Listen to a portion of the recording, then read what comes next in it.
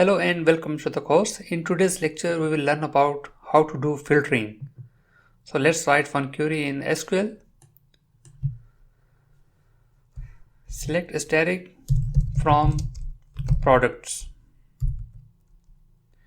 Hit enter and we are getting all the 397 rows. And we have different product name and color, and let's write one query to get all the silver color products. So how we can write in SQL, where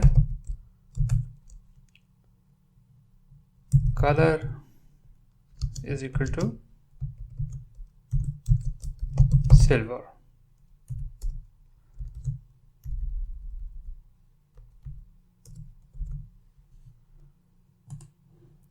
So we are getting 45 rows and all the products are having silver color.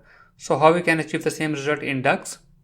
So let's go to the DAX studio, and here we can write one expression, evaluate and products,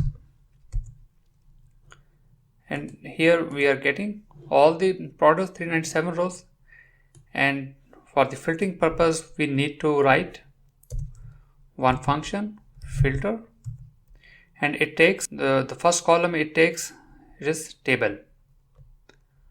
So the table is products, and then we need to provide filter here.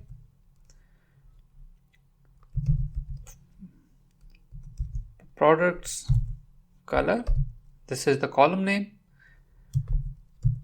and is equal to silver.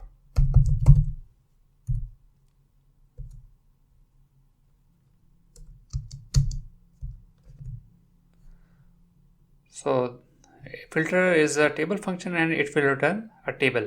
So now we need to click run, and here you can see we are getting 45 rows and all the products having silver color. So this is how filter function works in DAX.